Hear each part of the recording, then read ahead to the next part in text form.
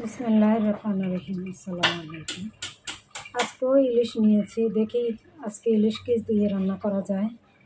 তো ইলিশ মাছ চামড়া ছাড়িয়ে নিয়েছি, এখন আঁশটা ছেড়ে নিয়েছি। এখন মাছ কেটে নিব, তারপরে রান্না করব এবং এটা আপনাদের সাথে শেয়ার করব ইনশাল্লাহ।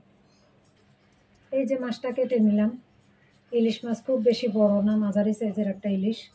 তো ইলিশ মাছও কেটে নিলাম, আবার ভিতরে একটু ডিমও আছে। আমি ডিম কখনোই অবশ্য বাইর করে ফেলে দিই না, মানে বাইরে বের করি না।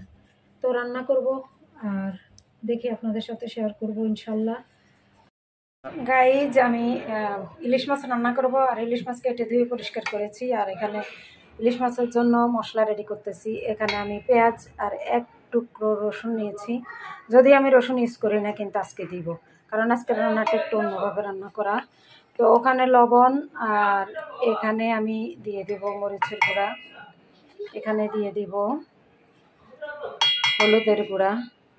আর আমি যেটা করি সবসময় ইলিশ মাছের সাথে একটুখানি জিরার গুঁড়া ইউজ করি। তো আমি এটা এখন ব্লেন্ড করে নিয়ে আসবো আর রান্না কমপ্লিট করব। আমি রান্নাটা শুরু করে দিব এখন। আর এখানে মশলাটা সম্পূর্ণ কী কী দিয়েছি আমি সবই শেয়ার করলাম আপনাদের সাথে। আর এখানে মাছ, তো আমি পাতিল বসিয়ে দিলাম আর চুলার আগুন জ্বালিয়ে দিলাম।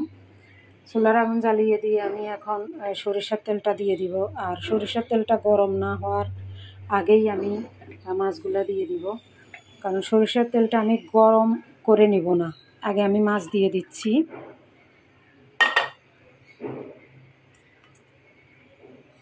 মাছ দিয়ে দিলাম, মশলাগুলো সব দিয়ে দিলাম।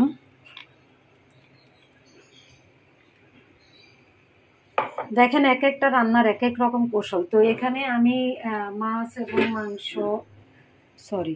এটা আমার কেটে গিয়েছিল, কেন কেটে গিয়েছে জানি না। তো দেখতে পাচ্ছেন আমি তরকারিটা আজকে কীভাবে, ইলিশ মাছটা আমি কীভাবে রান্না করব।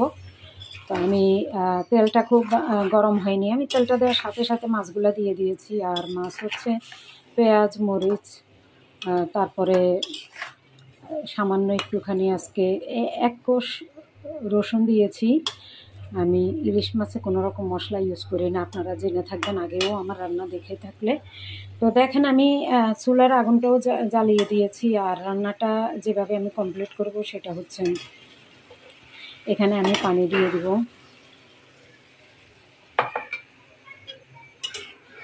এই মাছটা কষিয়ে কষিয়ে রান্না করব। আর এত মজার ইলিশ মাছ রান্না আমি জানি না জীবনে আপনারা কখনো খেয়েছেন কি না। আমি আজকে এমনি তো আমার খুব মনটা ভালো লাগতেছে, যেহেতু কোনো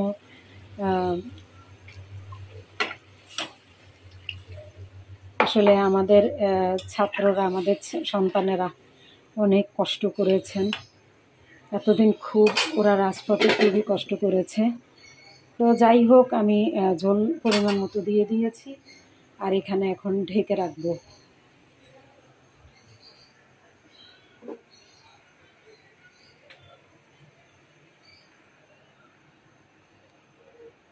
ইলিশ মাছের এই রান্নাটা আমার হয়ে গেল। আর রান্না যেহেতু হয়ে গিয়েছে, আর বাকি একটা কাজ থাকে আমার সব সময়ই, সেটা হচ্ছে একটুখানি ভাজা জিরার গুঁড়া দিয়ে দেওয়া। ভাজা জিরার গুঁড়াটা আমি এখন দিয়ে দিব, দিয়েই আমি তরকারিটা তুলে নিব। তো হয়ে গেল ইলিশ মাছের অন্যরকম আরেকটা রেসিপি।